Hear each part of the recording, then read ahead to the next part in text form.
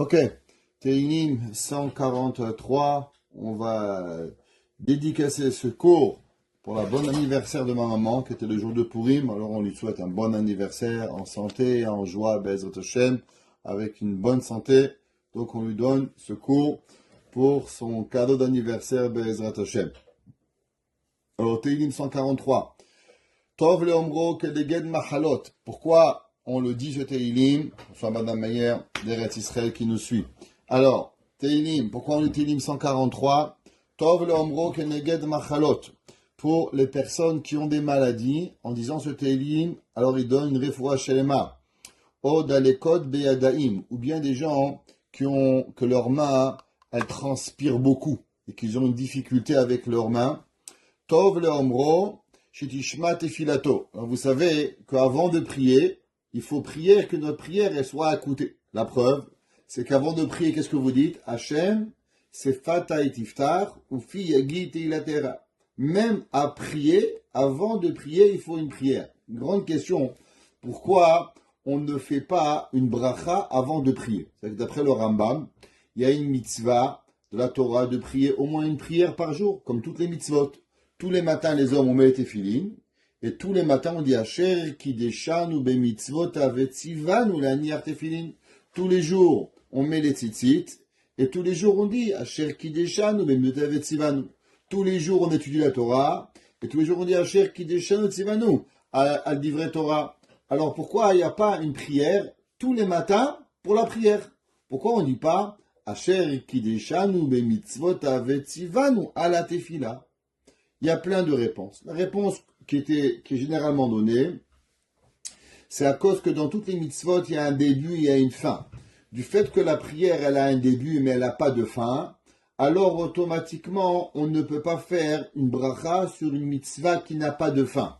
Il y a plusieurs exemples, comme bientôt, vous savez, on est déjà à un mois de Pessah. On commence déjà, Shloshim yom kodem achag shoalim beilchot chag bechad. La halacha, elle est que 30 jours avant le début de la fête de Pessah, on a l'obligation de commencer à étudier les lois de Pessah. Donc, mesdames et messieurs, si vous avez rien à faire, vous êtes un jour dans votre maison, vous vous ennuyez, Mary Poppins, elle est passée, elle a nettoyé, le ménage, il a été fait. Je sais pas, imaginez-vous que vous avez rien à faire, ou bien même que vous voulez voler du temps, alors vous êtes dans l'obligation de commencer à étudier les lois de Pessah. Rappelez-vous, on est déjà 30 jours avant Pessah et on doit commencer à étudier les lois de Pessah. Alors, pareil, il y a une question, le soir de Pessah, on a une mitzvah de raconter la Haggadah. Veigata le bincha. On a une mitzvah de la Torah de raconter la Haggadah de Pessah. La Haggadah de Pessah, c'est pas une option.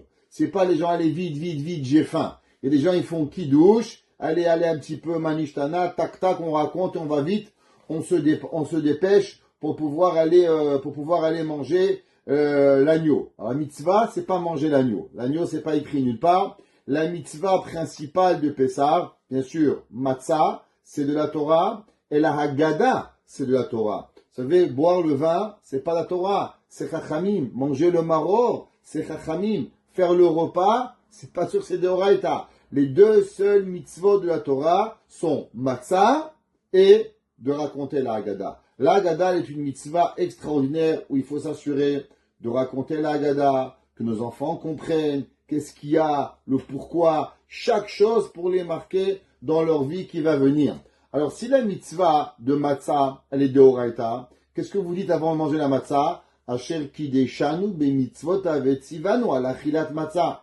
Manger le maror, c'est des rabanan. Asher kideshanu be avetzivanu al achilat maror. Pourquoi on ne fait pas la Haggadah? Asher kideshanu be mitzvot avetzivanu les saper yetziat mitzraim. De raconter la sortie d'Égypte, c'est une mitzvah. Ne me dites pas que vous faites pas une mitzvah quand c'est quelque chose qui vient avec la parole, parce qu'il y a une autre mitzvah. Rappelez-vous le cours dimanche dernier chez Madame Koriat, on a dit la mitzvah al mikra megillah, la seule et unique bracha que l'on fait, qui est seulement avec la parole, c'est la mikra megillah. Donc revient la question, pourquoi la Haggadah de Pessah, on ne dit pas Asher kideshanu bemitzvot avetzivanu? La réponse, c'est que la Haggadah, elle a un minimum à dire et elle n'a pas de maximum. Pourquoi? Kol hamarbe les saper b'tziat Mitzrayim areze meshubach. Du fait que plus on raconte la Haggadah, et plus c'est mieux, de préférence raconter toute la nuit. Vous savez, on a déjà parlé que le soir de Pessah, on n'a pas le droit d'aller dormir. Il faut parler de la Haggadah jusqu'à s'endormir à table. Dire chéri, viens, on va dormir, on n'a pas le droit. On reste, on raconte encore, chéri, mais encore un petit peu, jusqu'à qu'on s'endort. Donc chaque mitzvah qui n'a pas de fin, elle a un début, elle n'a pas de fin, on ne fait pas de bracha.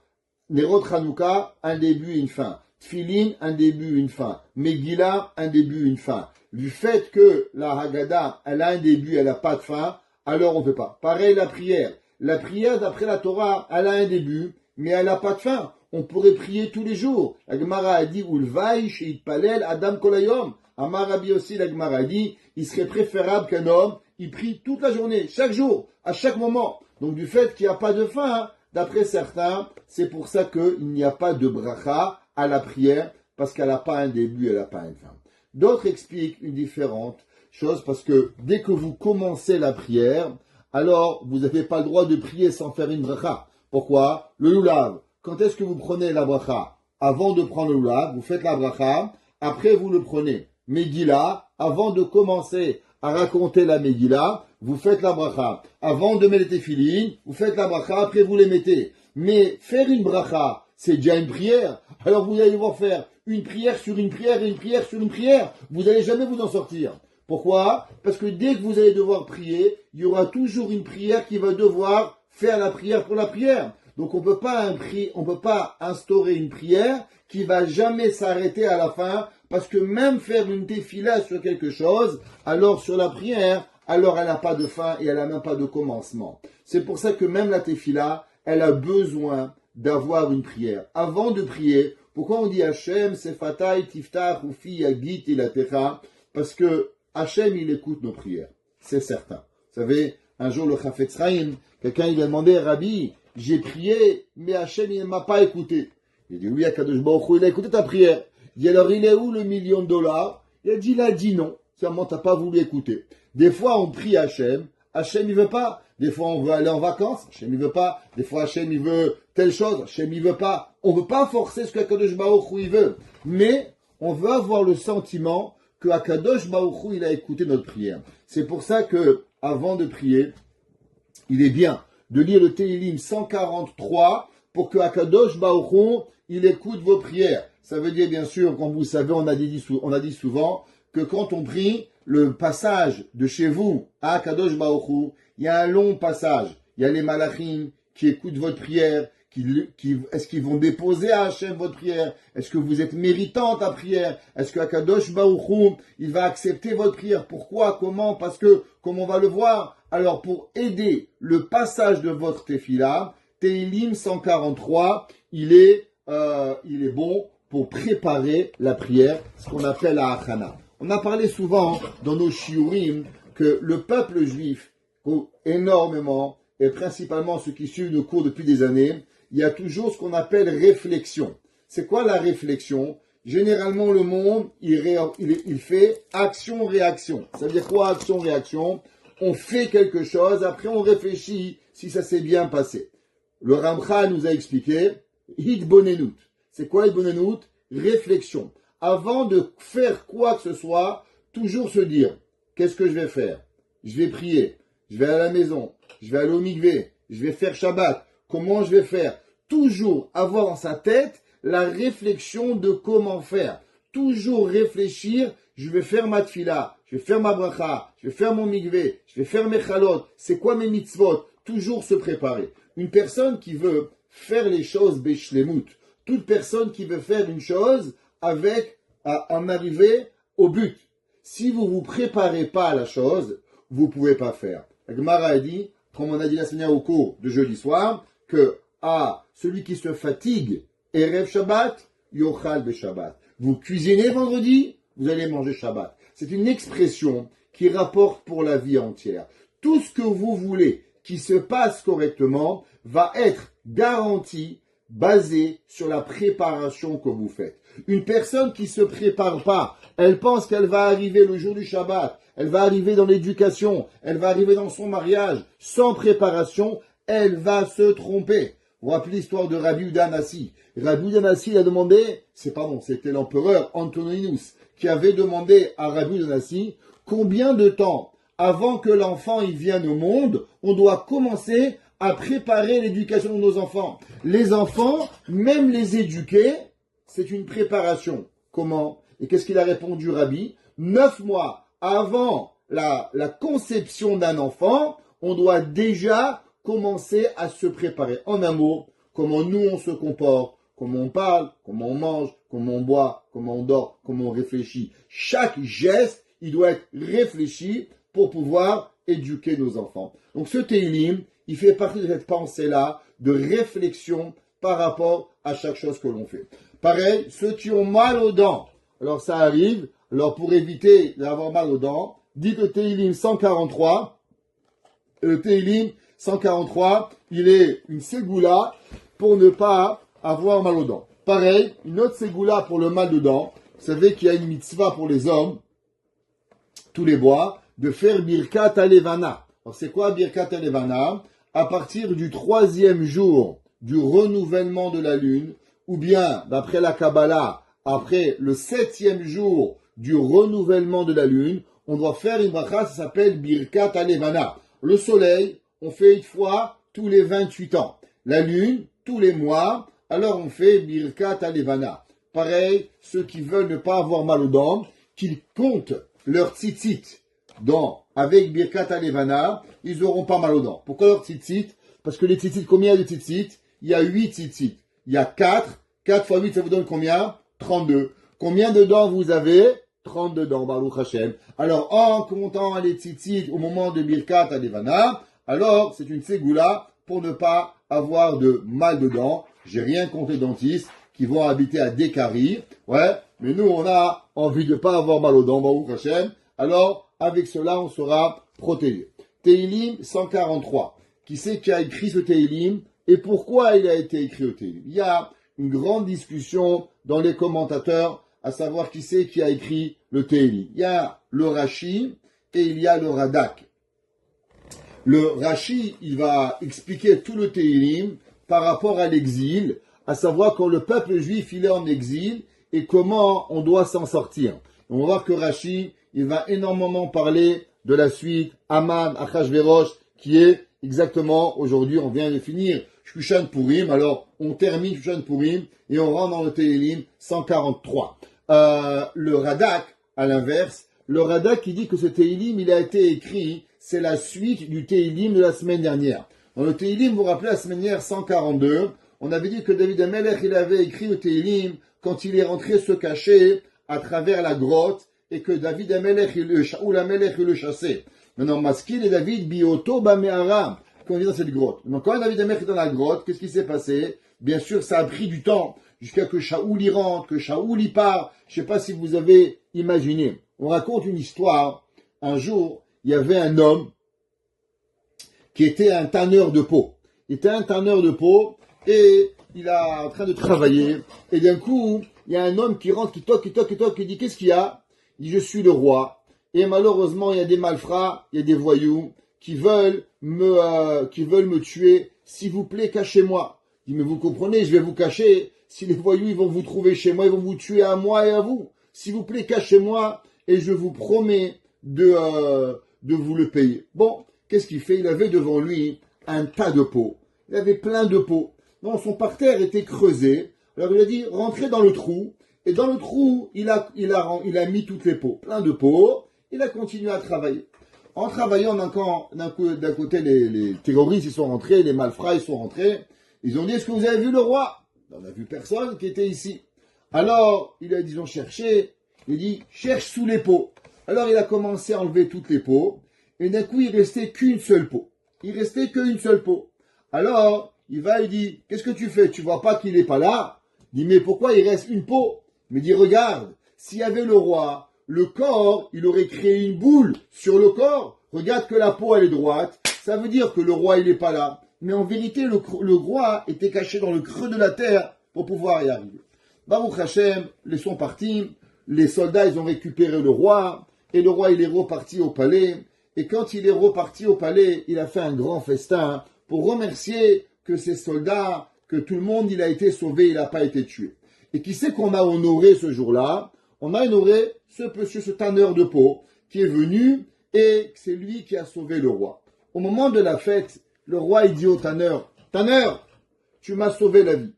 Demande-moi ce que tu veux, et je te le donne. » Alors le tanneur, il dit, « Écoutez, monsieur le roi, j'aimerais vous poser une question, mais je veux pas que vous vous énervez. Vous me promettez que vous énervez pas. » Il lui dit, « Demande. » Non. D'abord, vous devez jurer sur votre nom que vous vous énervez pas avec moi. Et si oui, je vous pose la question. Alors le roi, il a eu peur. Alors il dit, non, je te promets. Non, non, non, non, non, non, non. Vous devez me jurer. Il y a ici tous les nobles du pays. Devant eux, vous me jurez que je peux poser ma question sans avoir de représailles. Alors le roi, il dit, je te jure. Il dit, j'aimerais vous poser une question, monsieur le roi. Quand vous étiez à la dernière peau qui était au-dessus de votre tête, qu'est-ce que vous avez ressenti à 1 seconde de la mort? Et là, le roi, il devient fou. Il s'énerve, il crie, il devient un sauvage. Et il dit, coupez-lui la tête! Demain matin, je veux le guillotiner et c'est moi-même qui va le guillotiner. Il dit, mais monsieur le roi, vous avez juré. Il dit quoi? Le jour où moi, je t'ai honoré devant tout le monde, tu m'as fait cet affront-là, tu mérites que la mort. Tous les gens qui étaient devant le roi, les nobles, monsieur le roi, c'est un tanneur, c'est pas un ministre, vous lui avez promis. Il a dit, demain matin, je vais le tuer. Alors, on arrive demain matin, il dit au revoir à sa femme, on prépare la guillotine, le roi il veut, faut tuer. Et là, on le présente et on lui band les yeux. Et le roi il arrive, et pour le guillotiner, et d'un coup il entend l'épée qui fait le bruit qui va lui couper la tête, et le roi, il lui jette un verre d'eau sur le cou. Et là, le gars, il se réveille, et le roi lui dit, « T'as compris ce que j'ai ressenti ?» Et il lui dit, « Regarde, il y a des fois dans la vie quelque chose qu'on ne peut pas expliquer. Être à un doigt de la mort, tu m'as demandé une question qu'on ne peut pas arriver. L'homme, il ne peut pas comprendre. Tant que tu n'as pas ressenti, qu'est-ce que ça veut dire être à 1 seconde de mourir? Alors tu ne peux pas. » David Amelech, pareil, il était dans la grotte, et David Amelech, il entendait Shaoul. Shaoul Amelech, il avait des milliers d'hommes qui cherchaient David. Alors Rashi dit que David Amelech, il a écrit, le Radak, il dit qu'au moment où David était caché avec ses hommes, c'est là-bas qu'il va écrire ce Teilim, où il va demander à Kadosh Baruch Hu de le protéger pour pouvoir y arriver. Alors il a demandé, Hachem, Shim'a Tefilati. Qu'est-ce que ça veut dire? David Amelech, il demande à Kadosh Baruch Hu, Dieu, je prie, je sais, mais des fois on prie, et comme vous savez, des fois nos enfants ils parlent, ou nous on parle à quelqu'un, on a l'impression qu'il a entendu, mais il n'a pas écouté. Tous les jours vous dites Shema Israël, écoute Klal Israël, Hachem Elokeinu. Qu'est-ce que ça veut dire écoute? Écoute, c'est pas entendre, c'est recevoir et accepter. David Amelech, il dit Hachem, Shema Tefilati, écoute ma prière. Azina Tachanunai. S'il te plaît, j'aimerais que tu vas écouter mes supplications. Pourquoi? Parce que David Amelech, il comprend que si Dieu, il amène dans une situation où il doit passer par là, qu'il vive ou qu'il meure à la fin, mais dans la vie, on n'est pas seulement à regarder la fin de l'histoire. Souvent, les gens, ils pensent qu'on pense que le but, c'est la fin d'histoire. Mais en vérité, chaque chose qui arrive, par exemple, la Gemara dit, un homme, il met la main dans la poche, il veut sortir $1, et il sort $2, il veut sortir un 25 sous, il sort un 10 sous. Chaque geste qui est posé, il a une raison pourquoi. David Amelech, il comprend que même si à la fin de tout, il va être sauvé par Akadosh Baruch Hu, mais le fait qu'il doit souffrir par là, il y a une raison. Hachem, c'est pas rien. Ça n'arrive pas quelque chose pour rien. Ok? Alors, David Amelech, il comprend que si dans cette situation, qu'il est pourchassé par Shaoul, qu'on veut le tuer, et que même si on va le sauver, alors il doit demander pardon à Kadosh Baruch Hu, parce qu'il a dû faire une avéra que Akadosh Baruch Hu, il a amené dans la situation pour pouvoir demander pardon à Kadosh Baruch Hu. David Amelech, il dit Be'emunatecha aneni. Qu'est-ce que ça veut dire Be'emunatecha aneni? Avec ta croyance, réponds-moi.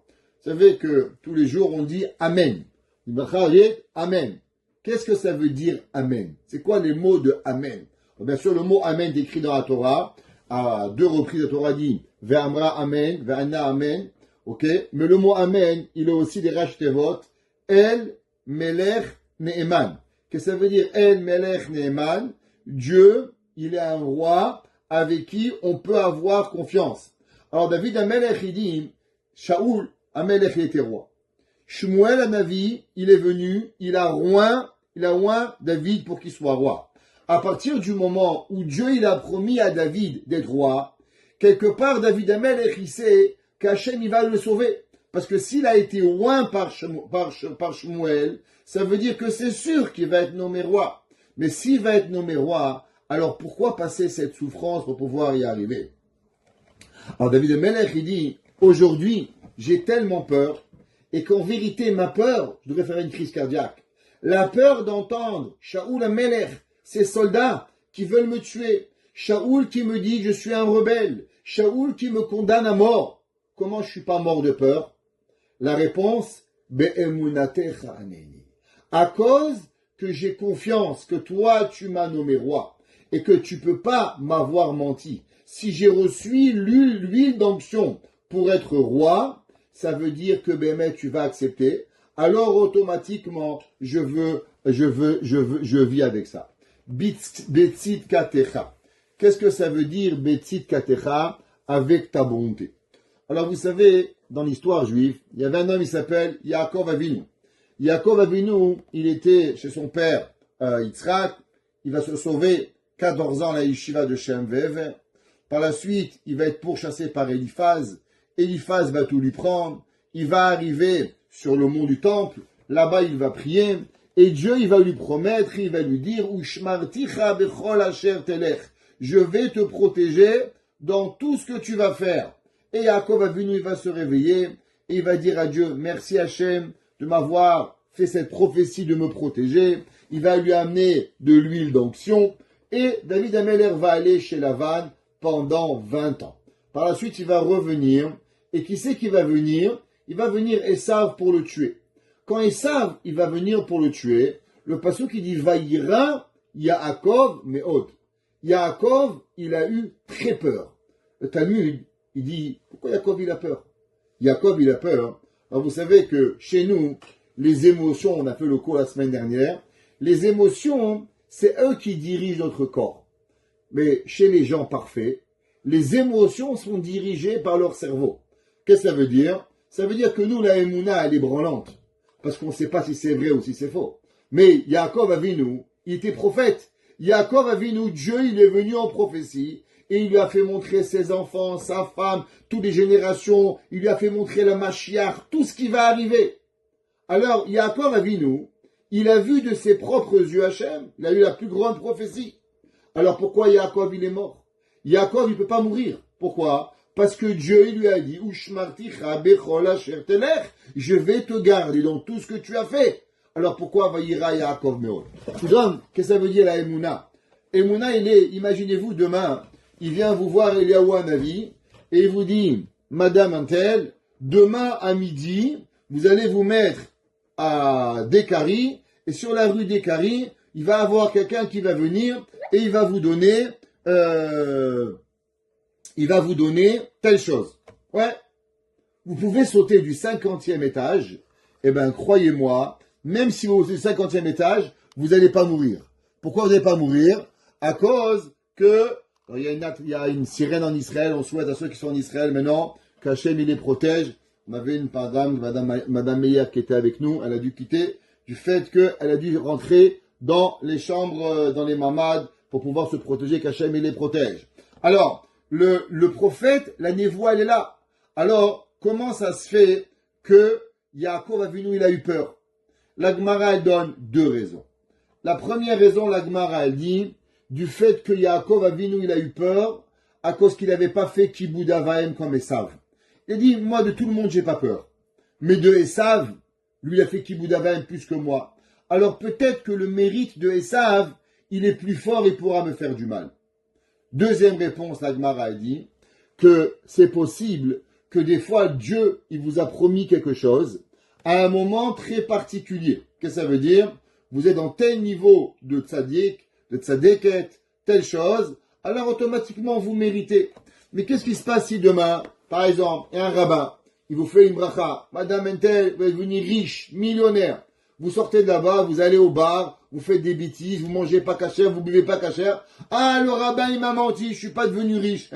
Pas du tout. Le rabbin t'a promis, tu étais tzaddiket, tu mangeais cachère, tu buvais pas du vin, t'as fait plein de bêtises. Qu'est-ce que tu crois qui va arriver? Malheureusement, la bracha, elle peut pas. Pourquoi? Parce que des fois, la bracha, elle dépend de ton niveau de spiritualité. Combien tu te comportes au niveau de spiritualité, alors combien la bracha, elle peut pas arriver. La Gemara dit, Shema yigrom achet. Peut-être que la faute, elle va faire que la bracha d'Akadosh Baruch Hu, la bénédiction de Dieu, ne pourra pas s'appliquer à toi. C'est pour ça que Yaakov Avinu, il a eu peur. Pareil, David Amelech, il dit, s'il te plaît Dieu, protège-moi. Je crois en toi. Tu m'as dit que ça allait arriver et que je vais devenir roi. Alors pourquoi David Amelech, il a peur? Il dit le verset, Betzit Katecha. Parce que peut-être, qu'est-ce qui arrive?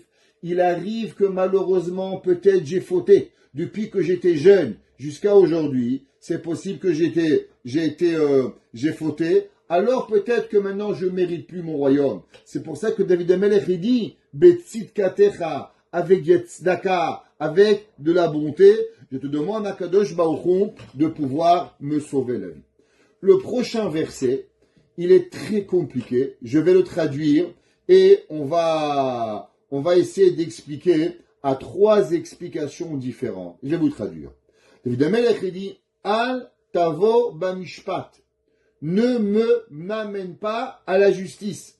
Et avdecha, ton serviteur, ki lo yatzdik lefanecha kol chai, car il ne pourra pas vivre dans la justice aucun être vivant pour pouvoir y arriver. Alors qu'est-ce que ça veut dire? Traduction de ce verset, c'est que David Amelech, il dit à Dieu, ne me juge pas. Ça veut dire, sois sympa avec moi, parce que, comme il dit le verset dans Kohelet, un Adam tzadik asher ya'aseh tov velo yecheta. Il n'existe pas d'homme dans le monde qui n'a pas fauté. Donc en un mot, il dit David Amelech, Dieu, allez, ça va, sois pas ashkenaz avec moi, un petit peu marocain, laisse-moi un petit peu passer comme ça. Fais-moi un petit peu zigzag, que laisse-moi vivre. Le problème, il est, tous les commentaires, les mefarshim, ils expliquent et disent, comment il s'appelle Dieu? Dieu, il s'appelle Melech, Ohev, Tzedaka ou Mishpat. Dieu, il s'appelle le roi, qui aime la justice, Tzedaka ou Mishpat. Alors, comment David Amelech, il dit à Dieu, Dieu ne me juge pas? Mais ça veut rien dire. Dieu, c'est la justice. Alors, comment c'est possible que David Amelech, il dit à Hachem, Al tavo bamishpat el avdecha. Ne m'apporte pas à la justice. Et c'est possible. Est-ce que Hachem, il peut mentir? Comment c'est arrivé? Vous savez, c'est marqué tous les jours, quand vous faites Birkat Kohanim, c'est marqué Issa Adonai panav elecha v'yasem lecha shalom. Qu'est-ce que ça veut dire Issa Hachem panav elecha? Traduction de cette bracha, que Dieu, il va te regarder favorablement. Issa Hachem panav elecha. Vous savez, il y a des gens, par exemple, vous êtes dans un mariage, vous ne connaissez pas beaucoup de monde, les gens ils ont l'air un peu sévères avec vous, et d'un coup, vous rencontrez une amie, vous lui faites un sourire jusqu'aux oreilles. Pourquoi? Même si des fois vous lui parlez pas, mais là vous êtes tellement angoissé, quand vous la voyez, oh, attends, voilà, tu te lèves, tu la prends, tu l'embrasses, ça va bien, je te fais une place. Et je dis, mais qu'est-ce qu'elle a celle-là? Pourquoi elle est tellement sympa avec moi? Pourquoi? Vous avez l'angoisse, vous n'avez pas, vous voyez une tête que vous connaissez, vous êtes bien. Imaginez-vous, vous êtes perdu à Rome. Et d'un coup, vous rencontrez un gars de Côte-Séné que vous l'avez vu une fois. Baruch Rabba, comment ça va, Germaine? Tu la prends. Elle dit, mais ça va, on se connaît pas tellement. Mais quoi? Vous avez une tête que vous connaissez un petit peu, vous lui faites. Alors, Hachem, il dit, Issa Hachem panav elecha. Tu sais, quand je te vois, je vais te faire un sourire, je vais être gentil avec toi. La Gemara dit, mais ça veut rien dire. Dieu, il fait pas du soin à personne. Hachem, il est émet. Hachem, il est droit. Qu'est-ce que ça veut dire, Issa Hachem panav elecha? La Gemara dit, c'est vrai, mais Hachem, des fois, on peut lui un peu tordre la main. Comment, Havé Shalom? La Gemara dit du fait que le peuple juif, il fait pas la mitzvah exacte. Qu'est-ce que ça veut dire? C'est des gens, ils appellent, monsieur le rabbin, permis ou interdit? 99% des cas, on peut pas répondre. Pourquoi? Je vous donne un exemple. Quelqu'un, il vous appelle, vous demande, bonjour monsieur le rabbin, j'achète la viande pas cachère, du bœuf pas cachère. Est-ce que je dois saler la viande avant de la manger? Alors, le problème, c'est que la viande pas cachère, c'est pas cachère. Maintenant, manger du sang, c'est aussi pas cachère. Alors, est-ce que j'ai le droit de lui dire saler la viande? Parce qu'au moins, elle enlève l'interdit du sel. Mais si je lui dis, madame, enlève, sale la viande, je lui permets de manger pas cachère. Si je lui dis ne salez pas, je lui dis de faire un avéra de manger du sang. Qu'est-ce que vous répondez? Vous répondez rien. Madame le rabbin, il répond pas à cette question. Des fois dans la vie, on peut pas dire permis ou interdit. Ça veut rien dire. La Torah, c'est pas permis ou interdit. La Torah, c'est plus que ça. La Gemara a dit pareil. La Torah a dit, combien tu vas faire Birkat Hamazon? Ve'achalta, ve'savata ou berarta. Tu vas manger, tu vas te rassasier et tu vas faire Birkat Hamazon. Combien il faut manger pour être rassasié? À moins votre sur Rosambique, ou je sais pas, les médicaments Manjero, que les gens ils mangent un peu, ils ont pas faim. Croyez-moi, les bons Marocains, il faut que tu en manges. Un pain, et le couscous, et le poisson, et les salades. À part vendredi soir, c'est rare qu'on n'a pas faim. Pas au Hachem, on mange pour manger. Mais être rassasié, on n'est pas rassasié. Rassasié, c'est que tu dis, je peux pas, j'en peux plus. Seulement nous, qu'est-ce qu'on fait? Après qu'on mange 30 grammes de pain, on fait Birkat Hamazon. Dit la Gemara Kadosh Baruch Hu, il dit, waouh, le peuple juif, même s'il a encore faim, il fait déjà Birkat Hamazon. Il se force à faire une bracha pour moi. Je lui fais un sourire. Ça, c'est ce que Hachem, il veut. Maintenant, qu'est-ce que ça veut dire que Kadosh Baruch Hu, il va pas nous juger pour pouvoir y arriver? Alors, Rashi dit, d'abord, le premier qui répond à ça, le Ibn Ezra. Ouais. Le Ibn Ezra, il dit, dans la vie, vous avez différents jours où vous pouvez être jugé.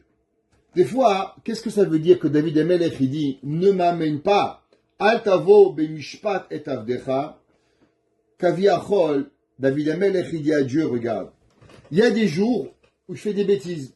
Je ne me suis pas levé ce matin, j'ai pas fait schéma, j'étais en retard au travail, j'ai pas fait ma prière, j'ai dit la shonara de ma mère, de mon père, je les ai pas appelés, ils étaient en balagan. Si tu me juges aujourd'hui, catastrophe.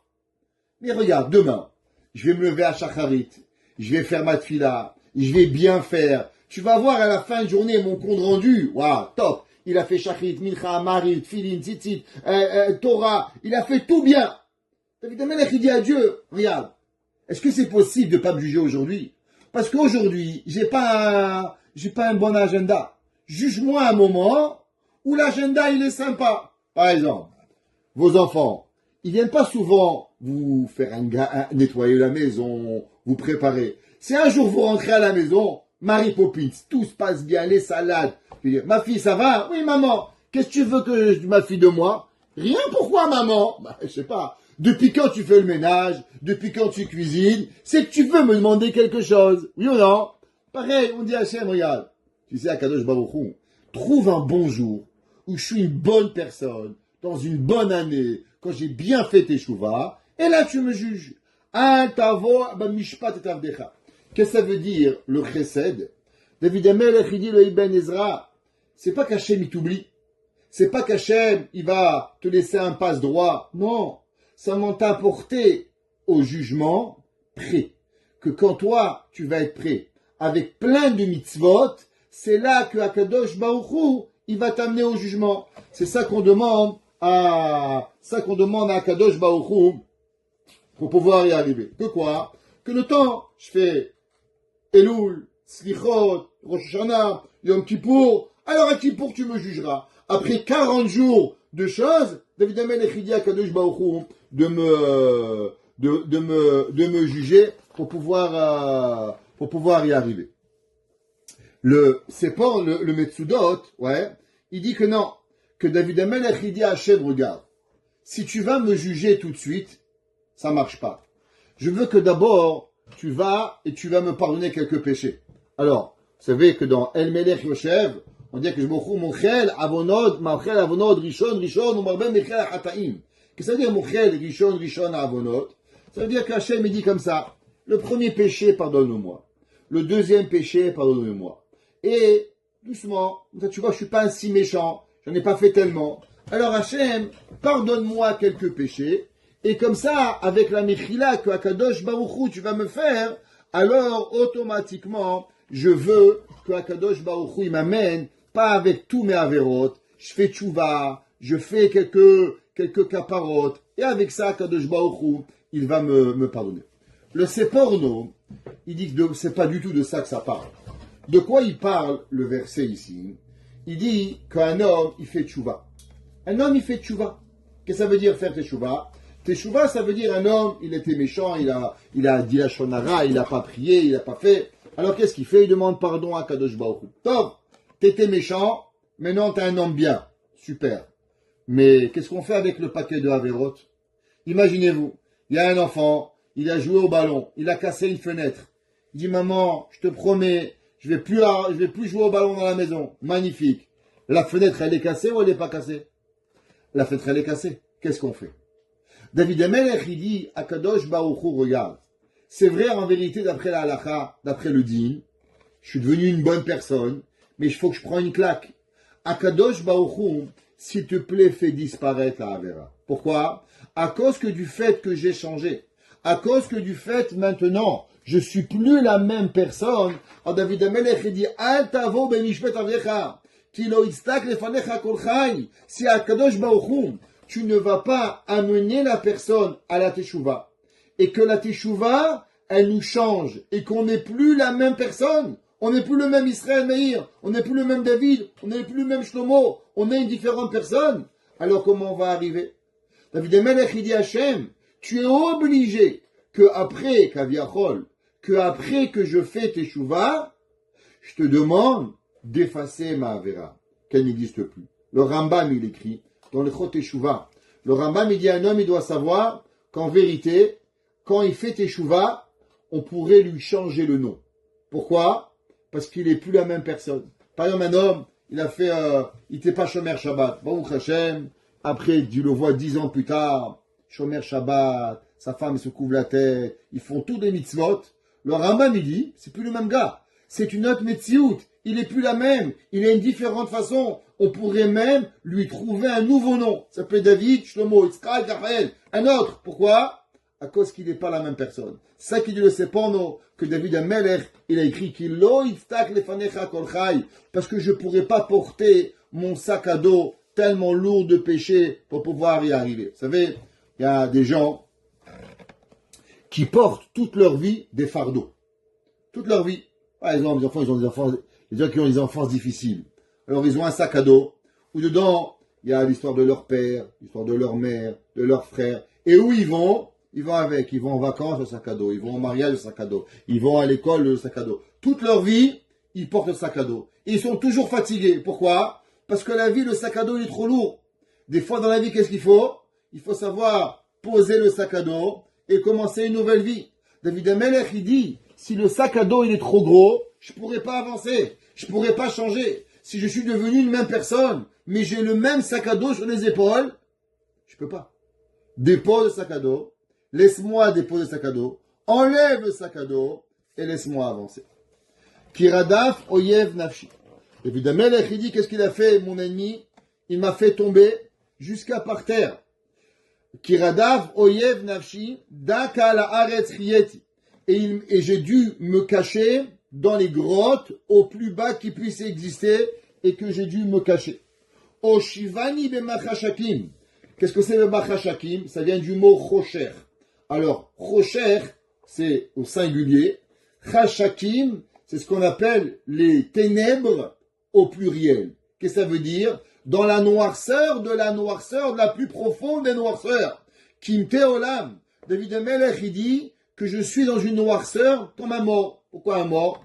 Un mort, Dieu préserve, il est dans une boîte, et la boîte est dans la terre. Donc il est la noirceur de la noirceur. David Amelech, il dit, mes ennemis, ils m'ont mis là-bas. David Amelech, il était là-bas caché, dans la grotte, et dans la grotte, il n'avait pas de lumière, il avait peur. Alors il dit, je suis caché avec mes ennemis tellement profonds que je ne vois même pas l'obscurité. Vat'atef alay ruchi betochi, ishtomem libi. Il dit Rashi que quoi? Que j'ai l'impression que tous mes soucis, ils me plient mon âme et ils m'ont complètement mis en boule. Vous savez, c'est comme qu'un homme qui a peur ou un homme qui a un stress. Qu'est-ce qu'il ressent? Il ressent une douleur. C'est quoi? C'est qu'il a l'impression qu'on le prend et qu'on le fait mal, qu'on le plie. Je ne sais pas si vous avez déjà connu cette expression, il m'a cassé. Qu'est-ce que ça veut dire, il m'a cassé? En anglais, breakdown. Qu'est-ce que ça veut dire? Des fois, les gens, les nerfs, ils cassent. Qu'est-ce que ça veut dire? C'est que leur souffle, leur âme, elle est cassée. Ils ont l'impression de ne plus être capable de se mettre debout. David Melech, il dit, Vatit ataf alay ruchi betochi. Et mon spirit, mon intérieur à moi, il est cassé. Ishtomem libi. Et mon cœur, il est étonné. Il n'arrive même pas à avancer encore pour pouvoir arriver. Zacharti yami mikedem. David Melech, il dit, je me souviens, quand je suis au plus bas, alors je me rappelle que j'ai eu des moments difficiles. Mais Akadosh Baruch Hu, il m'a aidé. Boré Olam, il m'a pas laissé. À plusieurs reprises dans ma vie, quand j'ai eu des difficultés, alors Akadosh Baruch Hu, il m'a aidé. Quand j'ai eu un lion, David Melech a été sauvé. Quand j'ai rencontré un ours, David Melech a été sauvé. Quand j'ai rencontré Goliath, David Melech, Hachem, il m'a sauvé. Et encore, à chaque fois, David Melech a été sauvé. Agiti bechol paolecha. David Melech, il dit, et qu'est-ce que j'ai fait après que j'ai été sauvé? Tu crois que moi, j'étais orgueilleux? Eh bien, j'ai raconté tout ce que tu as fait à Kadosh Baruch Hu. À chacun qui voulait entendre, eh bien, je racontais les miracles de Dieu. En un mot, David Melech, il dit Hachem, tu sais, me sauver, c'est sympa. Tu sais pourquoi? Parce que grâce à ça, je vais mériter de pouvoir raconter tout ce que tu fais. Bemaaseh adecha asocher. Et de tes actions, je parle et je raconte la force d'Akadosh Baruch Hu. On a parlé souvent comment on est dans l'obligation de remercier Hachem. Vous savez, c'est marqué dans le Chobot Alevavot, on a dit plusieurs fois dans le cours, que quand il vous arrive un miracle, Baruch Hachem, vous savez, les gens, des fois ils m'appellent, Rabbi, j'ai pas d'enfant, vous pouvez me prier pour moi? Ouais, prie. Alors on écrit leur nom, et on prie. 2 ans plus tard, ah oui, comment allez-vous? J'entends un bébé qui pleure. Vous n'êtes pas madame Intel? Oui. Vous avez un bébé? Ah oui, on a, ça fait 1 an. Nous, on continue à prier pour eux. Ils n'appellent pas les gens. Quand ils ont des problèmes, ils appellent. Mais appelle, dis, alors, Rabbi, vous savez, on a eu un enfant, Baruch Hashem, ils ont un problème Shalom Bayit, Baruch Hashem, ça s'est réglé. Faut appeler, faut dire aux gens qu'on peut pouvoir arriver. Ça, c'est un humain. Kaviachol Akadosh Baruch Hu, c'est pareil. Combien des fois, on prie pour des choses. Après, le Baruch Hashem, ça arrive. Qu'est-ce qu'on fait? Rien. S'asseoir, avec son mari, ses enfants, prend un télim, misement et toda. Akadosh Baruch Hu, je voudrais te remercier. J'ai pleuré pendant 1 mois pour que ma fille se marie. Baruch Hashem, elle est mariée. J'ai pleuré pendant 1 mois de ne pas avoir un travail. J'ai eu un travail, je remercie Hashem pendant 1 mois, non? Au moins la même chose. T'as embêté le bon Dieu pendant 30 jours. Alors pourquoi tu vas? C'est moi vous raconter une histoire. Il y avait un jour un homme, il arrive au Kotel à Maharavi. Il arrive au Kotel, et là-bas l'homme il pleurait. Il pleurait de toutes ses larmes. Ce jour-là au Kotel, il y avait 2 personnes. Il y avait le Führer, vous connaissez le Führer, c'est un rave qui est très connu, un grand docteur en Israël, qui a plusieurs doctorats, qui s'occupe de tous les plus grands malades du monde. Et là-bas, il voit cet homme. À sa droite, il y avait un millionnaire, multimillionnaire. Alors, les 2, ils ont regardé cet homme en train de pleurer. Ils ont dit, viens, on va l'aider. Il dit, regarde, on fait un deal. S'il a n'importe quel problème de santé, le Führer, il a dit, moi, je m'en occupe. L'autre, il a dit, regarde, s'il a n'importe quel problème d'argent, moi, je paye. Deal, sauf serrer la main.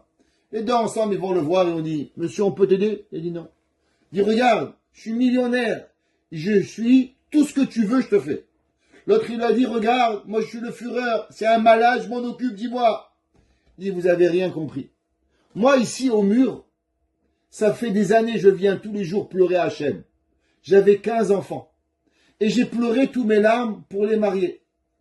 Hier soir, j'ai marié mon dernier enfant.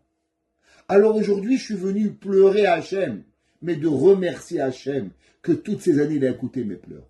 Alors ni vous, avec votre argent, ni vous, avec vos docteurs, vous pouvez comprendre ce que je veux ressentir. Je veux dire merci à Hachem. Il faut remercier Hachem. Des fois, on a un problème avec un enfant. Des fois, on a un problème dans n'importe quoi. On a un carreau qui s'est cassé. Il faut remercier Hachem pour avoir. David Amelech, il dit, moi, quand il arrive quelque chose, je te remercie Hachem. Alors, pourquoi pas me sauver? Parce que tu crois que je vais t'oublier. De là, on voit que David Amelech, il a dû rappeler, quelque part, on sait qu'il y a la Midat Rachamim et la Midat Adin. Il y a la rigueur et il y a la bonté, la miséricorde. David Amelech, il a eu peur que la Midat Adin, la rigueur, elle a dit à Dieu, ne l'aide pas. À quoi ça sert de l'aider? David Amelech, il dit, bien sûr, ça sert. Parce que moi, je ne suis pas avare de mots. Je ne suis pas avare de remerciements pour pouvoir remercier Akadosh Baruch Hu. Perasti yadi elecha. J'ai étendu mes mains vers toi. David Amelech, il dit, qu'est-ce que c'est? Quand je prie, je lève mes deux mains vers toi, Kadosh Baruch Hu. Nafshi ke eretz ayefa lechasela. Mon âme, elle est comme la terre qui est fatiguée. Alors, qu'est-ce que ça veut dire, ça? La réponse, c'est qu'une terre, elle est sec. Qu'est-ce qu'elle a? Elle est sec quand elle n'a pas d'eau. Alors, la terre, elle est sec et elle n'a rien. C'est-à-dire qu'elle est fatiguée. C'est comme l'âme. L'âme, c'est quoi? Ouais, l'âme, elle prie Hachem. Et quand l'âme, elle prie Hachem, alors et qu'elle ne reçoit pas une réponse, alors elle s'appelle fatiguée. Vous savez que l'âme, elle s'appelle fatiguée. Alors, Shabbat, vous êtes parti à la synagogue. Quand vous êtes parti à la synagogue, vous avez écouté Zachor. Et qu'est-ce que vous avez dit dans Zachor? Dans Zachor, c'est marqué Kiata Ayef Veyagea. Car tu étais fatigué et tu étais épuisé. Qu'est-ce que ça veut dire Ayef Veyagea? Alors, Ayef, c'est quand une âme, elle a l'impression que Hachem, il ne le reçoit pas. Qu'Hachem, il ne l'écoute pas. Alors, on dit Zachor, qu'est-ce qui t'a fait Amalek? Amalek, t'a donné le sentiment qu'Hachem t'écoute pas. Kiata Ayef Veyagea, Velo Yare Elohim. Et tu n'as pas eu la crainte de Dieu. Parce qu'un homme qui craint Dieu, il sait pertinemment que quoi? Il sait pertinemment qu'en vérité, Akadosh Baruch Hu, il écoute. Mais le sentiment que Dieu nous abandonne, il provient de quoi? Il provient du sentiment qu'on n'a pas Akadosh Baruch Hu. Amalek, qu'est-ce qu'il veut? Amalek, il veut pas qu'on prie Hachem. Nous, c'est l'inverse. Maintenant, j'ai lu quelque chose d'extraordinaire. Qu'est-ce qu'il fait un homme quand il est fatigué? Un homme qui est fatigué, il va dormir. Un homme, il est fatigué, il va dormir. Travaille trop, il arrive, chérie, ne me casse pas la tête, ne me parle pas, pas d'enfant, rien, laisse-moi aller tout seul. Il rentre dans sa chambre, il fait sa douche, il va sur son téléphone, il met des écouteurs, il s'écoute un film de Rabbi Jacob, ouais, 3 heures plus tard, alors chérie, tu veux parler? La femme, elle est morte de fatigue, maintenant tu veux lui parler. Pendant 4 heures, elle voulait parler, elle n'avait pas la patience. Mais maintenant, il s'est bien reposé, il veut lui parler. Alors, en un mot, un homme fatigué, qu'est-ce qu'il veut? Il veut rien faire. Qu'est-ce que ça veut dire une terre fatiguée? Une terre fatiguée, c'est une terre qui fait rien. Quand est-ce qu'une terre, elle est productive? Quand est-ce qu'elle est pas fatiguée, l'inverse? C'est quand elle travaille. David Amelech, il dit, mon âme, nafshi, ke eretz ayefa. De la même façon que la terre, elle a jamais envie de rien faire. Pourquoi? Parce que la terre, quand elle est sec, elle peut pas produire. Et quand elle produit pas, elle meurt. Alors la terre, elle veut pas mourir. La terre, elle veut pas ressembler à une roche. Quelle différence entre un rocher, un caillou et de la terre? Un rocher, tu peux planter dessus n'importe quoi, il va rien te donner. Tu peux mettre du blé, de l'orge, des pommes, des carottes, ça va rien te donner. La terre, elle donne la vie. David Amelech, il dit, Nafshi, mon âme, que Eretz Ayefa, elle est comme une terre fatiguée que quoi? Qu'elle a envie de faire plus, et plus, et plus. Elle n'a pas envie de se reposer. L'esprit humain, le corps, qu'est-ce qu'il veut? Quand il est fatigué, il veut rien faire. Tandis que l'âme, vous voulez tuer votre âme. Vous savez qu'est-ce que vous faites? donnez-lui rien à faire. Un jour, il a dit, Bill Gates, si tu veux avoir quelque chose de fait, donne-le à un homme occupé. Si tu veux te garantir que la chose ne sera pas faite, donne-la à un homme qui n'a rien à faire. Plus les gens sont occupés, et plus le travail sera fait. Plus la personne n'a rien à faire, et plus les personnes. Hier soir, 7 heures du soir, je n'arrivais pas à croire.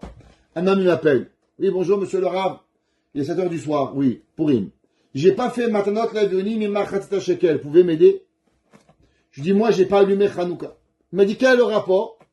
Je dis, la même façon que maintenant, je peux pas allumer Hanouka, je peux pas allumer Matanot Lavionim. Qu'est-ce que vous avez fait toute la journée? Oui, vous comprenez, mais je comprends pas. On se lève le matin, on va à la prière, on fait les mitzvot, on est là. Khalas, qu'est-ce qu'il y a? Qu'est-ce qu'il y a? Oui, les déguisements. Quel déguisement? Prendre l'important, l'essentiel, et après le secondaire. Un homme, il n'allume pas à Hanouka, il va pas faire Pourim, et à Pourim, il fait pas Hanouka. Pourquoi? Parce que l'homme, il doit faire. Ça vient avec quoi? Quand la personne, il n'a pas les priorités à sa tête. Tu te lèves le matin, le jour de Pourim. Qu'est-ce qu'il y a à faire? Fila, près de Fila, Megillah, Matanot Levonim, Mishloach Manot. Tu commences pas à te déguiser. Tu vas sur l'ordinateur, tu payes ce que tu as à payer, tu vas voir ton rabbin, où il est, au Canada, en France, en Israël. C'est pas important. Et là-bas, tu le fais. Après, oui, mais vous comprenez, je devais préparer, je devais cuisiner. Je dis, monsieur, le Michelet, c'est 4h30. De 8h du matin à 4h30, il y a beaucoup de temps. Je peux pas vous aider. Moi, j'ai pas allumé Hanouka aussi. J'ai rien à faire. C'est perdu. Il n'y a pas une solution. Avar zmano batel korbano. David Amelech, il dit, Nafshi ka'eretz ayefa. Mon âme, elle ne veut pas être fatiguée. Mon âme, qu'est-ce qu'elle veut? Elle veut travailler. Elle veut faire une mitzvah. Et encore une mitzvah. Et encore une mitzvah. On finit Pourim, Shushan Pourim. On finit Shushan Pourim, qu'est-ce qui se passe? Baruch Hashem. Shabbat. Vous savez, qu'est-ce que Haman, il a dit? Comment Haman, il a séduit Achashverosh de nous tuer? Eh ben, Haman, il a dit, il y a trop de fêtes chez les Juifs. Les Juifs, ils ont Pessah, Shabbat, Sukkot, ouais, trop de fêtes. Quand Haman, on lui a demandé la question, pourquoi tu veux tuer tous les Juifs en un jour? Pourquoi tu ne fais pas une petite semaine comme ça? Ah, doucement, doucement, tu les tues. Pourquoi tu prends un jour? Il a dit à Haman, parce que si je vais prendre une semaine pour les tuer, quand s'ils arrivent à me tuer eux, ils auront encore une semaine de vacances. Alors, pour pas leur rajouter une semaine de vacances, maximum, ils auront qu'un jour de vacances en plus. Pas. Bon, Hachem, qu'est-ce qu'on a fait? Esther, elle s'est battue, et quand même, elle a donné combien de jours? 2 jours. Pourim et Shushan Pourim. C'est pour ça que nous, qu'est-ce qu'on fait? On est content de faire des mitzvot. On est content de rajouter. Et encore une mitzvah. Et encore une mitzvah. Et Baruch Hashem, on est heureux de pouvoir le faire à chaque fois qu'on a une mitzvah. Demelech, il écrit, Ma'er aneni Hashem. S'il te plaît, Hashem, dépêche-toi de m'aider. Quel est ta rouchi? Demelech, il dit, tu sais, j'ai pas le temps là. Mon âme, elle est en train de mourir. J'ai besoin que Kadosh Baruch Hu, tu m'aides le plus rapidement possible. Al taster panecha mimeni. S'il te plaît, Kadosh Baruch Hu, ne te cache pas de moi. Hier, on a fait la fête de Pourim. C'est quoi la fête de Pourim? Megillat Esther. Esther, c'est Hachem, il s'est caché de nous. David Amelech, il dit Hachem, Dieu, il y a des fois où tu peux pas être caché. Des fois, qu'est-ce qu'on a besoin? On a besoin de voir Akadosh Baruch Hu. On ne peut pas voir, on a besoin de voir la main de Dieu. Qu'Hachem, il est là pour nous, nos enfants. Des choses extraordinaires. Écoutez cette histoire que j'ai écoutée le jour de Pourim. Il y a un jour, je dirais pas le nom parce que tout le monde le connaît ici, un monsieur de Montréal, il a dû partir à Rosh Hashanah Kippour, à Los Angeles, pour pouvoir être Chazan. Oh, un jeune garçon, dans sa vingtaine, il était Chazan à Rosh Hashanah. Maintenant, là-bas où il devait à la synagogue, il n'y avait pas d'hôtel. Alors, il a demandé qu'on lui trouve une famille qui serait à l'aise pour pouvoir le recevoir pour Rosh Hashanah Kippour. Alors, il arrive là-bas, il dit voilà, vous avez trouvé une famille, ils sont un peu originaires de Montréal, comme ça vous allez être en connexion avec eux, ça va vous faire, il venait passer là-bas, Rosh Hashanah Kippour. Le monsieur était un petit peu le Chazan, jeune homme, un peu angoissé, d'être chez des gens qu'il ne connaît pas. En tout cas, il arrive, le couple d'un certain âge, 60 ans, qui le reçoit, Baruch Haba, comment vous vous appelez? Monsieur Untel, Madame Untel. Ah, moi je suis de Montréal, ma mère a été Madame Untel. Ah, très bien. Bon, le jeune homme, il appelle sa mère et il dit, maman, tu sais chez qui je suis? À Los Angeles, chez telle famille. La maman, elle pleure. Je dis, pourquoi tu pleures, maman? Elle dit, mon fils, il faut que je te raconte. Il y a 30 ans, écoutez cette histoire. Il y a 30 ans, cette madame, elle avait une maman qui était à Montréal. La veille de Rosh Hashanah, elle est tombée malade. Sa fille de Los Angeles, elle n'a pas pu venir s'occuper d'elle. Elle s'est retrouvée toute seule à l'hôpital. Moi, je suis allé et je me suis occupé d'elle. Rosh Hashanah et Kippour, j'ai passé avec elle à l'hôpital. 30 ans plus tard, chez qui son fils se retrouve? Rosh Hashanah et Kippour, chez la fille de la madame qui s'est occupée d'elle 30 ans auparavant. Si vous ne comprenez pas que c'est Yad Hashem, alors vous garantis quand la maman, la femme, quoi? C'est le fils de madame Intel. C'était plus la maison, c'était plus le basement qu'ils lui ont prêté. Ils lui ont donné la chambre, la voiture, le couscous, le kougal. Ils l'ont rendu un roi. Akadosh Baruch Hu, 30 ans avant que tu arrives dans un endroit, il t'a déjà préparé où tu vas être, comment tu vas être reçu, à combien Akadosh Baruch Hu, il prépare ta venue quelque part. Si l'homme il voit pas ça, David Amelech il dit Hachem, des fois j'accepte, tout en cachette. Mais là je peux pas vivre en cachette. Il y a un jour, un monsieur, il était à la yeshiva, et il a raconté son histoire il y a quelques semaines, alors je la partage avec vous, elle est encore fraîche. Il était à la yeshiva, et bien sûr, il s'est marié, après un enfant, ça devenait difficile au collège, alors il est sorti du collège, il est devenu plombier. Il commence à travailler, et bien sûr, il faisait Shachrit, Mincha, Ma'ariv, fait son cours de Daf Yomi, il étudiait, et il continuait à garder son cours. Il avait son voisin de palier, c'était son ami, et lui, il est resté au collège. Donc, il reste à la yeshiva, il reste au collège en train d'étudier, et les deux grandissent. Un, il devient un plus grand rabbin, et un, il devient un plus grand businessman. Les deux, ils grandissent. Un, il ouvre un collège, 2 collèges, 3 collèges. Un, il ouvre une compagnie, 2 compagnies, 3 compagnies. Les deux, ils sont en train de grandir, chacun dans son domaine.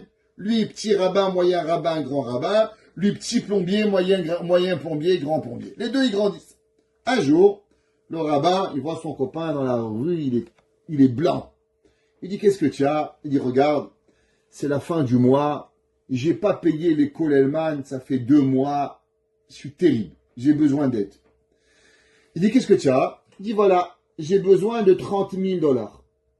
Il dit, j'ai une reconnaissance de dette de $30,000, si elle est ici, d'un homme très important, si tu veux, voilà, garantie du prêt que je demande de $30,000. $30,000, c'est une énorme somme. En Israël, c'est 120 000 shekels. C'est beaucoup d'argent. Tu regardes, je peux pas me permettre, moi, de donner $30,000 comme ça. Donne-moi demain matin. Je vais voir le banquier et je vais voir est-ce que le gars il est solvable ou pas. Il n'y a pas de problème. Un matin, il va à la banque à première heure, 8 heures du matin, le gars il regarde, il dit waouh, lui il est millionnaire.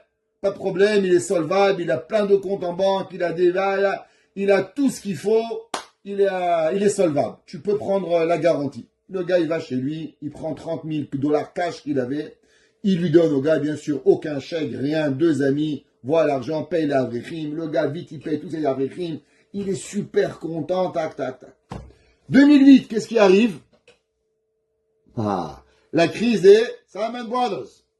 Et le gars, le lendemain matin, il voit le rabbin, il se sort, il n'arrive pas à l'attraper. Il dit, celui-là, il y a un problème. Il va le voir, il dit, qu'est-ce qui se passe? Il t'a pas écouté les nouvelles? Il dit non. Il t'a pas écouté la crise aux États-Unis? Il dit, le gars qui s'est donné les 30 000, ouais, il a tout perdu. Il vaut plus rien. Il a plus un sou. Toi, tu m'as fait ce coup-là. Il sait pas quoi faire. Il rentre chez lui, il va voir le banquier. Le gars, il dit, monsieur, il a plus rien. Il a tout perdu. Plus un sou. Il est ruiné. Le gars, il dit, mais comment tu m'as fait ça? $30,000, toutes les économies de ma vie. J'avais mis pour me payer mes employés. Comment je vais faire? il est furieux contre lui. Il a envie de le prendre, l'accrocher sur le mur. Et il va dormir, il dit, ah, je vais jamais lui pardonner, qu'est-ce qu'il m'a fait? Le gars, il m'a volé 30 000, 120 000 shekels, il est dans tous ses états. Sa femme, elle dit rien. Le soir, elle connaît son mari, le soir, il est une bonne personne. Le soir, il se réveille, et il dit, comment je suis arrivé? Mon meilleur ami, je lui parle pas. Est-ce qu'il m'a volé, mon meilleur ami? Il m'a demandé de lui prêter de l'argent. Je lui prête de l'argent. Qu'est-ce qu'il m'a fait? Il m'a donné une garantie. Je suis parti à la banque. Le banquier m'a dit que la garantie, elle est valable. Il avait de l'argent. Qu'est-ce qui s'est passé ici? Il réfléchit toute la nuit. Il s'est dit, mais regarde, à la fin de tout, c'est Akadosh Baruch Hu qui a géré cette histoire. Mon ami m'a pas volé. Le gars, il n'a pas voulu ne pas me payer. Qui c'est qui allait imaginer le crash boursier de 2008? C'est Akadosh Baruch Hu, c'est Mina Shammai. Alors il va voir son copain. 7 heures du matin, il va toquer à la porte. Le gars, il ouvre la porte, il le voit, il va me... Il dit, regarde, j'ai pas de temps maintenant. Il dit, regarde, 2 minutes. Viens, on s'assoit avant la prière. Il dit, écoute-moi bien. Tu n'as pas voulu me voler. Je sais que tu n'as rien fait de mal. Ton amitié et mon amitié, elles sont plus importantes que les 30 000 $. Hachem, moi, j'ai pas prêté les 30 000 $ à toi. Moi, j'ai prêté les 30 000 $ à Dieu. Akadosh Baruch Hu va me les rendre. Dieu, il paye ses dettes. Alors, va faire ta prière. Moi, je vais faire la mienne. Et le bon Dieu, il me remboursera. Le gars, il dit, mais t'inquiète pas, un jour, je te rembourserai. Il dit, regarde, je vais te faire plus. Oublie la dette. La dette, elle n'est pas à toi. La dette, elle est à Hachem. Hachem, c'est lui qui va me rembourser. 2008, il passe. 2018, il passe. Toujours pas d'argent. 2024, il passe. 2025, il passe. Entre-temps, sa fille, elle grandit. Et là, ils reçoivent une proposition de Shidour. Non, lui, ça lui a fait un grand coup. Il n'a plus tellement d'affaires. Non, il travaille. Non, vous savez, en Israël, quand vous voulez marier un grand Talmid Chacham, il faut payer. Il faut payer une maison. Il faut payer la verre pendant des années. Non, lui, il n'a pas tout ça. Et on lui propose un super Talmid Chacham. Et là, il se dit, mais il va jamais accepter, le gars. Moi, j'ai pas les moyens de payer tout ça. J'ai pas la maison. Je peux pas. Alors il dit, regarde, s'il veut bien, moi j'accepte, mais je suis sûr qu'il va refuser. Khatan, il revient, il dit non, j'ai écouté que cette fille, elle a des midotes incroyables, je suis prêt à tout être mévater, pas d'argent, rien, juste que la fille veut me rencontrer. Alors la fille a dit oui, ils se rencontrent, 2 semaines plus tard, Mazal Tov, ils se marient. Le soir du mariage, il dort, il a oublié l'histoire. Et là il rêve. Il a un rêve, et il y a quelqu'un qui lui dit, le bon Dieu, il paye ses dettes. Et il se réveille. Et là, il comprend qu'en vérité, comment Akadosh Baruch Hu lui a donné un khatan comme ça? C'est parce qu'Akadosh Baruch Hu, il paye ses dettes. Pour avoir un khatan comme ça, tu aurais dû payer 300 000, 400 000 shekels. T'as attendu 25 ans. T'inquiète pas, le bon Dieu, il paye. Le bon Dieu, il nous rembourse. Des fois, on ne le voit pas, mais Akadosh Baruch Hu, il est là. C'est que David Amelech, il dit, Dieu, des fois, je ne peux pas dire que tout caché. Dévoile-toi un petit peu. Fais-moi montrer que tu es là pour pouvoir arriver. Fais-moi montrer ta bonté. Écoute-moi. David Amelech, il dit, des fois, dans la vie, vous savez, on est pourchassé et on ne sait pas qu'est-ce qu'on doit faire. Et on est embrouillé. Est-ce que je fais comme ça? Je fais comme ça? Je ne sais pas quoi faire. David Amelech, il dit que dans beaucoup de places dans la vie, quand David Amelech était occupé, ils étaient embarrassés, ils ne savaient pas où aller, il demandait au Kohen, au Urim Vetumim, et le Urim Vetumim, il répondait. Pareil dans la vie, vous savez, le Rav Moshe Feinstein, il a dit un jour, je ne comprends pas. Il y a des gens, ils appellent un Rav pour pouvoir savoir si une casserole, il y a du kasher qui est tombé dedans, il y a du pas kasher qui est rentré dedans. Des fois c'est bassar, des fois c'est khalav. Maintenant on va arrêter tout. Combien elle vaut la casserole? Allez, $30, $40 votre casserole. et vous prenez le temps d'un Rav, et le Rav, il répond, faites comme ci, faites comme ça, permis, interdit, le four, cachérisé, top.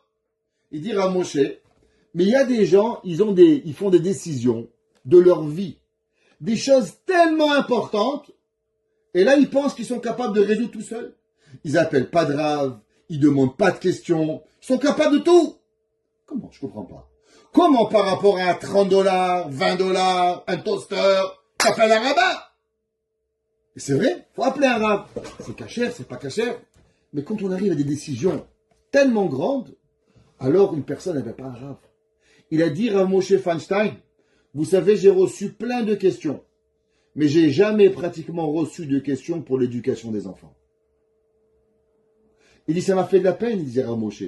Pourquoi je ne sais pas éduquer des enfants? Pourquoi les gens ils pensent qu'ils sont des meilleurs éducateurs comme moi? Pourquoi ils ne sont pas venus me demander comment faire, comment éduquer, comment dépenser, comment arriver? David Amelech, il dit, Ki elecha nasati nafshi. Parce que tu sais, Hachem, moi quand j'ai un problème, je ne le fais pas tout seul. Je demande à Urim et Tumim, je demande au Kohen, je demande au Rav pour savoir quoi faire. Atzileni mi oyevai Hachem, elecha kisiti. David Amelech, il dit, parce que sauve-moi de mes ennemis, parce que moi j'ai caché. Qu'est-ce que ça veut dire? Cette semaine, il y a eu un incident. Partagez avec vous une idée, je ne sais pas si c'est de la Torah ou pas, mais quand j'ai vu ce Tehillim, j'ai pensé à ça. Il y a un monsieur que je connais, que malheureusement, samedi dernier, il a fait une crise cardiaque, petite crise cardiaque, grande crise cardiaque, je ne suis pas docteur, je ne sais pas. Qu'est-ce qu'il a fait? Il a écrit dans tous les réseaux sociaux. J'ai eu une crise cardiaque, j'ai eu une crise cardiaque, j'ai eu une crise cardiaque. Ma question, elle est ce soir pour vous. Est-ce que vous pensez que quand un homme, il lui arrive quelque chose comme ça, tout le monde doit être au courant ou pas? Ma première réaction à moi, elle a été qu'on ne doit pas tout dire. On peut demander au prier. Mais on doit quand même garder un petit peu. Il y a des gens que même de leur souffrance, ils en font un plat. Exemple, il y avait le Corona. Alors, moi, j'ai attrapé le Corona, au Hachem, on est sorti. Il y a un gars, il a attrapé le Corona, il a fait une vidéo. Premier jour de mon Corona. Deuxième jour de mon Corona. Troisième jour de mon Corona. Cinquième jour de mon Corona.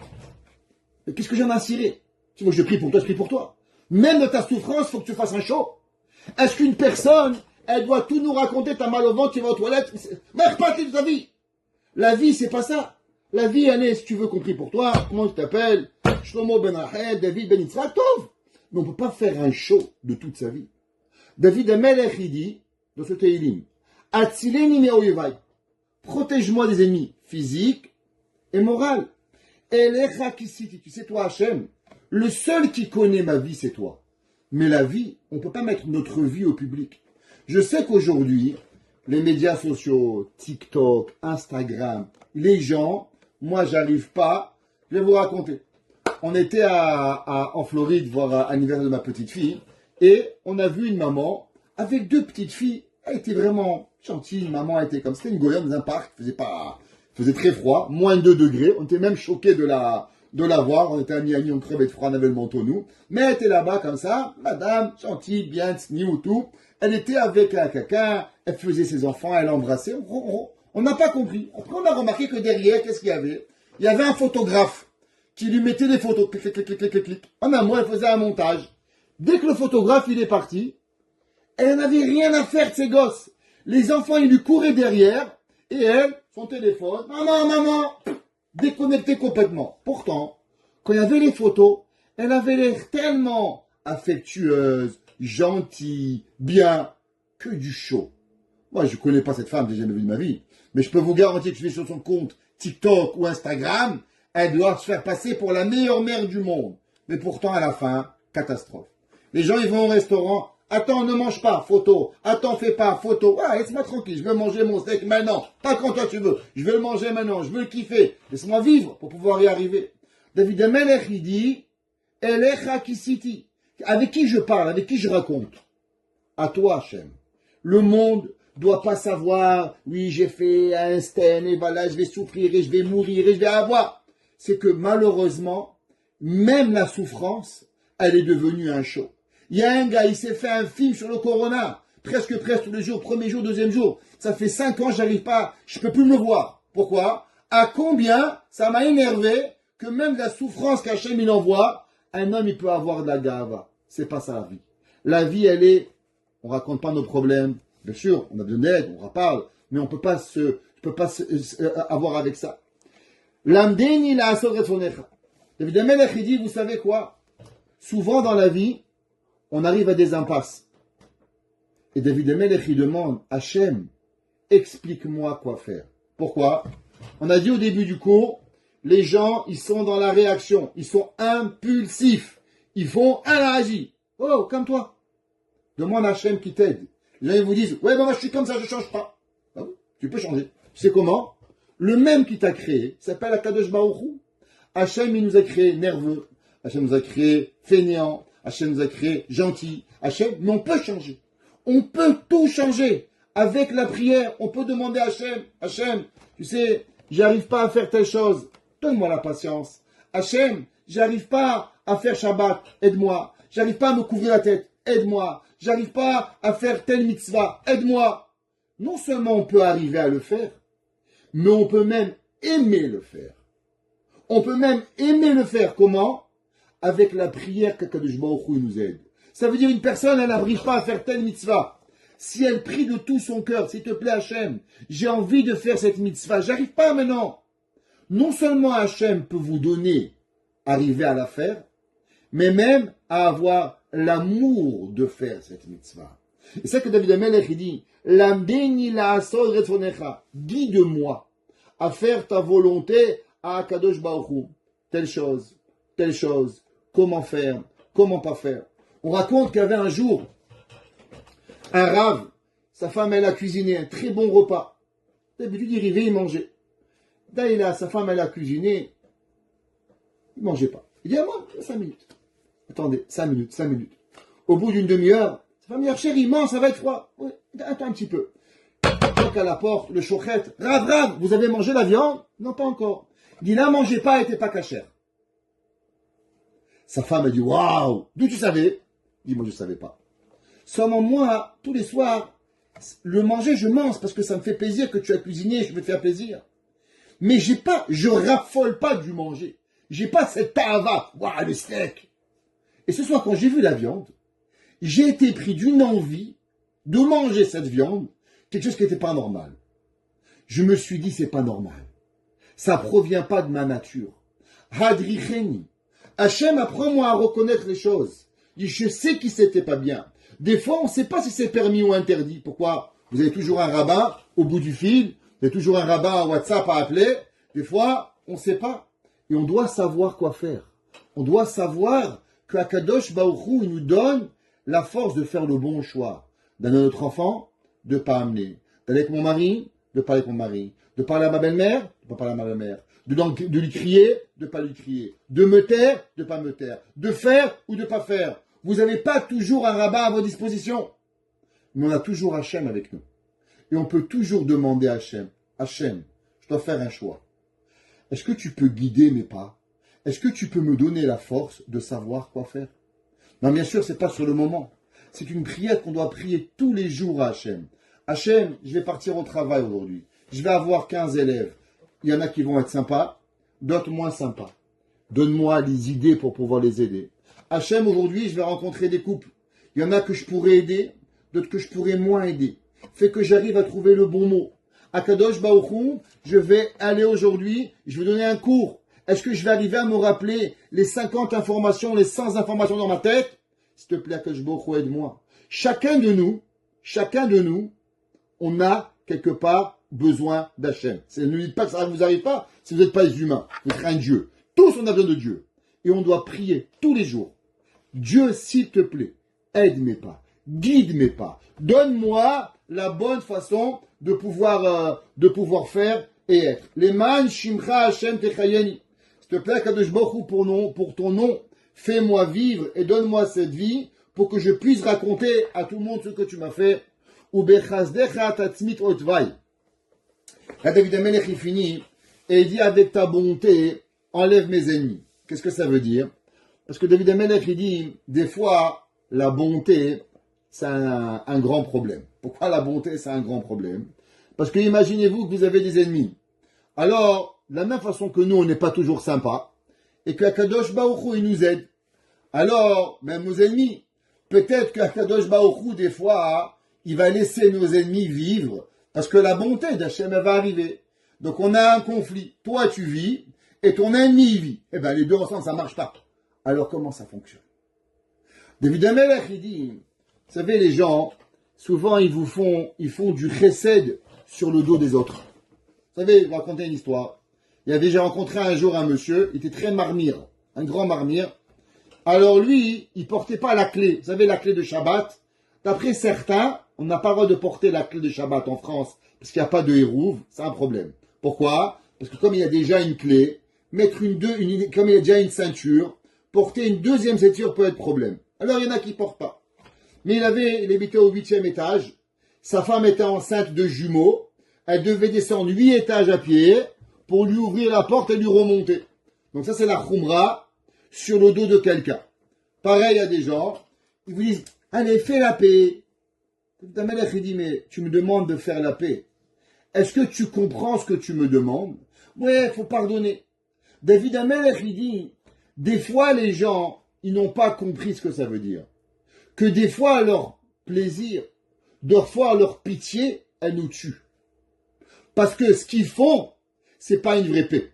Parce qu'une vraie paix avec quelqu'un, elle fait pas de mal à autrui.